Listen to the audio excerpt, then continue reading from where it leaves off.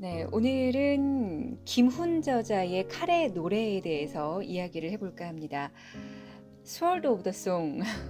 저는 이 칼에 대한 단어에 대해서 생각을 해봤는데, 말이 많으면 칼이 되는 것일까?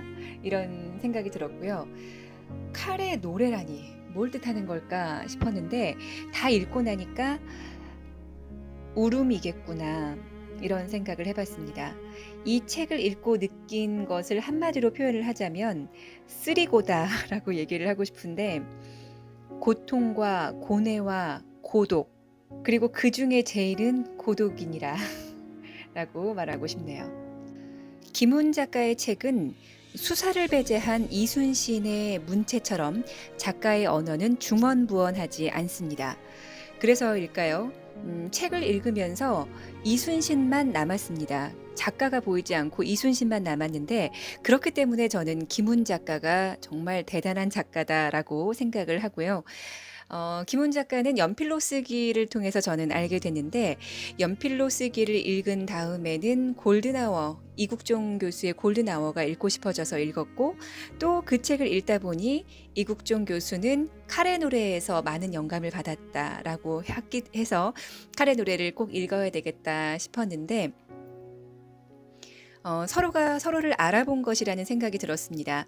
이순신이 마치 그들을 통해서 살아난 것 같은 그런 느낌을 받았습니다. 이 책을 통해서 이순신에게 가장 크게 배운 것이 있다면 무릇 지킬 만한 것은 마음이다라고 말을 하고 싶습니다. 이미 영화 명량을 통해서 내용은 다 아실 테고요. 이순신의 삶에 대해서는 다큐멘터리도 많고 많이 들어보셨을 텐데 책을 통해서 글을 읽어가며 그 시대의 아픔과 또 인간 본능적인 더러움 이런 것들을 더 느낄 수가 있었습니다. 왜 지킬 것은 마음이다라고 이야기를 하냐면요. 마음을 주체하지 못했다면 판단력도 두려움도 다스리지 못했을 거란 생각이 듭니다. 이 두 가지를 다스렸기 때문에 전쟁에서 승리할 수 있었다라고 이야기를 하고 싶고요. 전쟁에서 승리한 이후에도 경거망동하지 않았던 그 장수로서의 모습을 보면서 그래도 이 사람도 인간인데 뭔가 좀 해이해지는 마음이 들지 않았을까 싶었거든요. 물론 그 시대적인 상황도 있었겠지만 끝까지 죽기 전까지 적의 적으로서 죽기를 원한다라는 말을 했었고 또 그럴 수 있었던 힘이랄까요? 이유는 무엇일까 생각을 해보면 자신의 위치와 또 그 시대를 정확하게 파악했던 사람이기 때문에 가능했던 것이 아닌가라고 생각을 하는데요.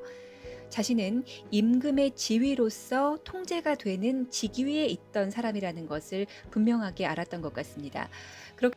이순신은 적의 칼만을 두려워한 것이 아니었습니다. 그 당시 불안한 정체성을 보였던 임금의 칼로서도 내가 베어줄 수 있겠다라는 것을 알았기 때문에 늘 경계를 했었고요. 그래서 나는 임금의 칼에 베어지기보다는 적의 적으로서 죽고 싶다. 나는 그렇게 자연사하고 싶다라고 여러 차례 이야기를 합니다. 또 어설픈 연민은 모두를 죽일 수 있다라는 것을 알았던 사람이기 때문에 자신의 아들 면이 죽었을 때에도 어설프게 행동하지 않았고요. 쉽게 복수를 행동으로 옮기지 않았던 사람이었습니다. 또 피난길에서 울부짖으면서 우리들을 태워달라 하는 백성들을 보며 태우고 싶었지만 뒷감당을 할 수 없었기 때문에 태우지 않았다라는 것을 보면서 감정에 꼭 휘둘리는 사람은 아니구나라는 것을 느낄 수 있었습니다. 그렇다면 이순신은 왜 이렇게 기록을 했을까요? 그 난중에 어떻게 이렇게 기록을 했고 왜 그랬을까 생각을 해봤는데 사실 그저 기록을 위한 기록이었을 수도 있겠구나라는 생각과 아니면 후세에 우리가 그를 존경해 주기를 바라는 마음은 아니었다고 생각을 해요. 다만 본인이 느꼈던 그 헛개비 같은 칼로 베어지지 않는 적은 언제나 도사리고 있음을 알았기 때문에 그 산자로서 후세가 그것을 좀 깨닫길 바라는 마음에서 쓴 건 아닌가라고 저는 정리를 해봤고요. 또 역사의 반복은 인간의 본성이 바뀌지 않는 한 계속된다고 생각을 합니다. 그리고 그걸 바꿀 수 있는 힘은 인간에게 없다고 생각을 하고요. 그렇기 때문에 학습하고 조절하고 다스려야 함을 알기에 그의 기록이 빛이 난다라고 말하고 싶습니다. 의도였든 의도가 아니었든 늘 기록에 힘썼던 이순신 장군께 감사함을 느끼고요. 또 이 글을 써준 김훈 작가에게도 갑자기 감사의 인사를 올립니다. 헛개비 같은 적은 늘 살아 있습니다. 눈에 보이는 그 당시의 외적 말고도 이순신을 시기하고 음모를 꾸민 위관들이나 임금의 두려움이 속하겠고요. 또 지금도 베어지지 않는 헛개비들을 정치판이나 아니면 우리의 삶 속에서 찾게 되지요. 문장 속에서 실체 없는 죄의 민낯을 골라봤습니다. 위관들의 신문은 결국 아무것도 묻고 있지 않았다. 그들은 헛것을 쫓고 있었다. 나는 그들의 언어가 가엾었다. 그들은 헛것을 정밀하게 짜맞추어 충과 의의 구조물을 만들어가고 있었다. 중국 산수화를 들여다보고 있던 임금은 갑자기 생각났다는 듯 옥에 갇힌 자들을 끌어내서 죽였다. 80 먹은 노파를 곤장으로 쳐 죽였고 8살 난 남자아이와 5살 난 여자아이를 무릎을 으깨서 죽였다. 목격한 사실을 자백하라는 위관의 신문을 아이는 알아듣지 못했다. 때리고 꺾고 비틀고 짖으면서 형리들은 울었고 울던 형리들이 다시 형틀에 묶였다. 우의정 정철이 그 피의 국면을 주도했다. 정철은 내가 이해할 수 있는 인물은 아니었다. 그는 민첩하고도 부지런했다. 그는 농사를 짓는 농부처럼 근면이 사륙했다.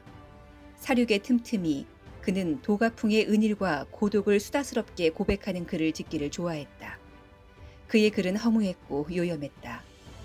임금은 누군가를 끊임없이 죽임으로써 권력의 작동을 확인하고 있는 것 같았다. 길산봉은 1000명이 넘었으나 길산봉이 누구인지는 아무도 몰랐다. 나의 적은 전투대형의 날개를 펼치고 눈보라처럼 휘몰아 달려드는 적의 집단성이기에 앞서 저마다의 울음을 우는 적의 개별성이었다. 그러나 저마다의 울음을 우는 개별성의 울음과 개별성의 몸이 어째서 나의 칼로 베어 없애야 할 적이 되어야 하는 것인지를 나는 알 수 없었다. 하나의 말로 정의되지 않는 삶에 대해서 이순신 장군은 굉장히 고뇌했다라고 느껴지는데요. 그 표현들을 골라봤습니다. 적이 죽어가는 것인지 내가 죽어가는 것인지 알 수 없었다. 나는 죽음을 생각하지 않았다. 나는 희망을 생각하지 않았다. 나는 언어로 개념화되는 어떠한 미래도 생각하지 않았다. 희망은 멀어서 보이지 않았고 희망 없는 세상에서 죽음 또한 멀어서 보이지 않았다. 송장더미 옆에서도 백성들의 오일장은 평화로워 보였다. 죽음과 삶이 명석히 구분되는 것인지 구분되지 않는 것인지 구별되지 않았다. 나는 각오되지 않는 죽음이 두려웠다. 내 생물적 목숨의 끝장이 두려웠다기보다는 죽어서 더 이상 이 문외용한 고통의 세상에 손댈 수 없게 되는 운명이 두려웠다. 죽음은 돌이킬 수 없으므로 그것은 결국 같은 말일 것이다. 나는 고쳤습니다. 나는 내 생물적 목숨의 끝장이 결국 두려웠다. 삶은 집중 속에 있는 것도 아니었고 분산 속에 있는 것도 아니었다.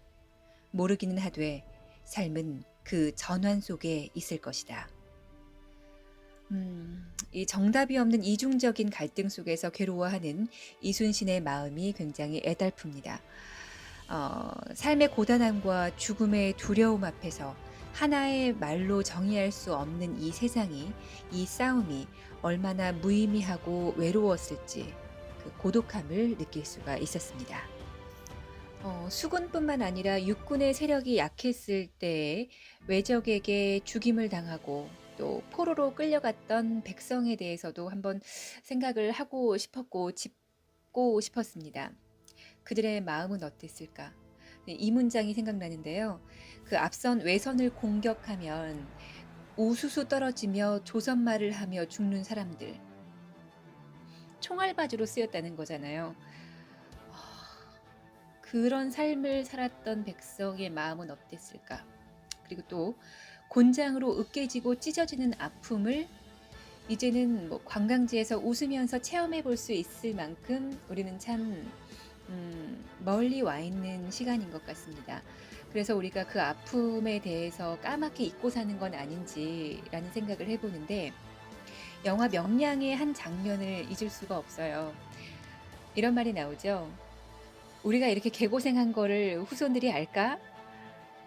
모르면 호로자식이지." 뭐 이런. 그렇다면 도요토미 히데요시에 대해서도 한번 짧게 얘기를 하고 싶은데, 왜 전쟁을 시작해서 우리를 이렇게 피곤하게 했을까를 생각을 해 봤는데, 298 페이지에 이런 말이 있습니다. "히데요시의 칼은 얻을 것이 많았고 나의 칼은 얻을 것이 없었다." 음. 히데요시는 천하인을 자처했습니다. 297 페이지에서 그가 조선에 출병한 깊은 뜻은 천하를 가지런히 하기 위한 것이었다라고 써 있는데요. 참 가소롭다라는 생각이 들었습니다. 그럴싸한 이 말 속에서 인간의 어리석음과 죄를 보았는데, 이 천하를 평정할 수 있다는 거만한 생각, 그리고 욕심을 평화로 포장하는 아주 악의 근원. 전 대놓고 나쁜 게 더 낫다고 생각을 하거든요. 근데 이 선한 척, 천하인이기 때문에 천하를 평정하러 왔다? 그의 생각으로, 악한 생각으로 무수한 피가 천하를 물들였습니다. 천하를 어지럽힌 죄의 뿌리가 아주 근원적으로 못됐다라고 생각을 합니다. 지금에서야 그의 삶을 칭송하고 또 존경하지만, 죽어서 칭송한들 그에게 우리가 줄 수 있는 것은 무엇일까라는 생각을 해보고, 또 그의 고독함이 얼마나 깊었을까를 다시 한번 생각하게 했던 책이었습니다. 책에서 "나는 찬 청정수가 마시고 싶다"라는 말이 자주 나왔는데요. 그의 목마름이 꼭 육체적인 목마름은 아니었을 것이다라는 생각이 들어서 더욱더 마음이 아팠습니다.